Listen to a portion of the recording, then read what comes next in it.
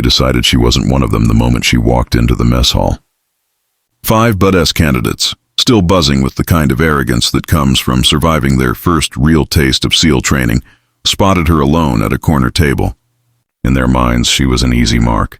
A woman, small, quiet, wearing the uniform of someone who shuffled papers instead of charging into enemy fire.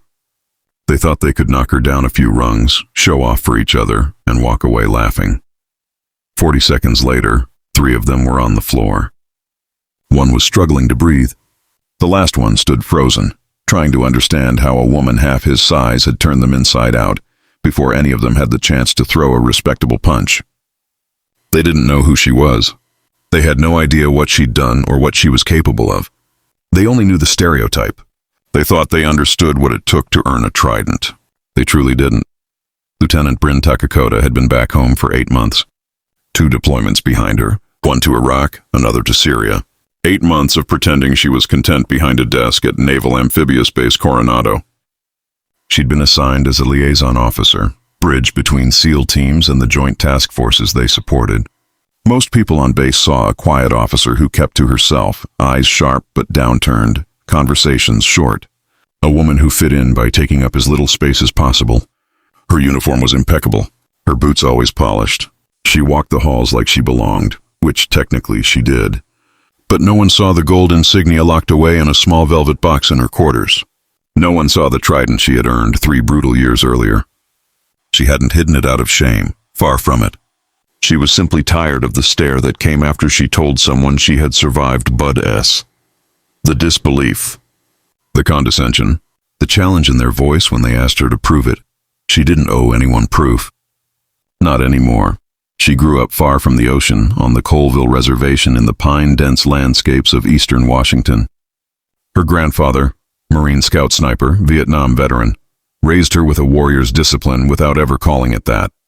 He taught her to breathe through discomfort, to move like wind over brush, to let stillness become her shield. He didn't speak about his war, only the lessons it had carved into him.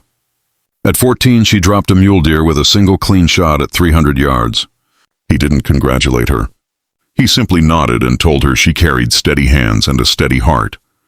The only praise she ever needed. Those hands led her to Bud-S in 2019, 218 candidates, 3 women. By Hell Week, she stood alone among the women. By the end of dive phase, others whispered she should have quit long before. She didn't. Not when her shoulders felt like they might split beneath heavy logs.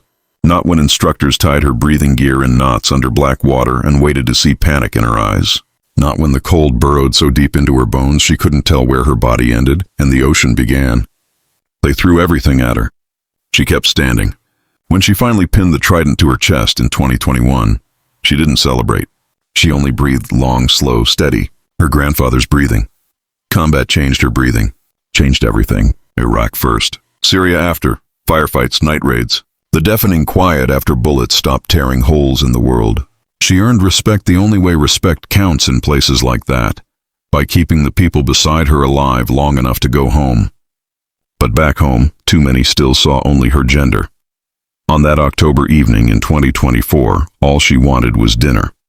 A crowded mess hall, the end of a long day of tedious briefings. She took a seat, tray down, eyes forward.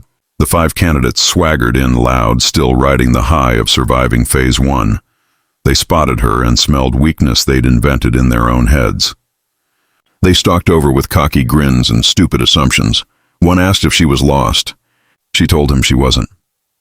He said the mess was for operators, not clerks who typed emails. He leaned close enough she could smell the salt of dried sweat and ego. The others tossed in casual misogyny like they were tossing scraps to dogs. She stayed still. She had been called worse by worse men with far worse intentions. She tried giving them the chance to walk away. They ignored the gift. They made the mistake of touching her. She moved. Quick, precise, surgical. A palm strike below the ribs. A leg sweep that sent a heavy body slamming down. A rotating elbow into a jaw. Her knee pinned one to the deck before he knew he'd fallen. A nerve strike shut another's leg down like flipping a switch. Efficient, controlled. She could have done worse. They had no idea how much worse. Mess hall silence spread like a wave.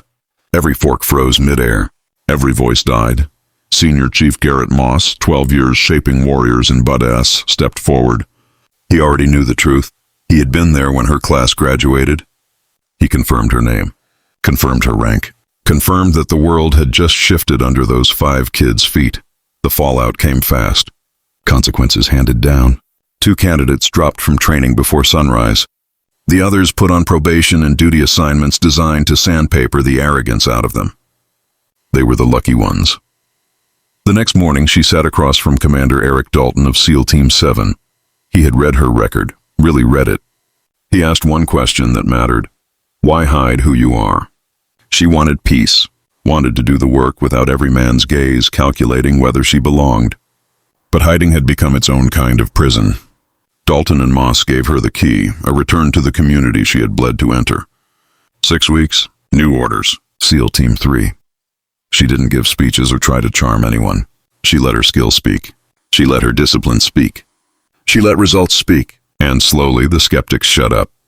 Deployment came. Somalia, a nighttime raid. The kind where you smell danger before you see it. Gun trucks roared to life. Machine guns tore the dark open. Brin saw the threat first. Her call for support sliced through chaos. She steadied her weapon, not her heartbeat. Her heartbeat was already steady. 4 minutes of fire. 4 minutes deciding who lived and who didn't. Her team lived. Respect stopped being optional. When her grandfather died 6 months later, she stood in the rain at his grave with a folded flag in her arms. Inside was her Bud S. graduation photo, the one she never showed anyone. He had kept it close to the day he died. Proof he never doubted her. Proof someone always knew she would rise. She didn't cry. She just breathed. Rain tapping the earth. Heart steady, hands steady. The world had tried again and again to convince her she was small, but she had already learned. No one decides her worth except her. And if anyone tried to take that from her again, they would learn exactly how wrong they were.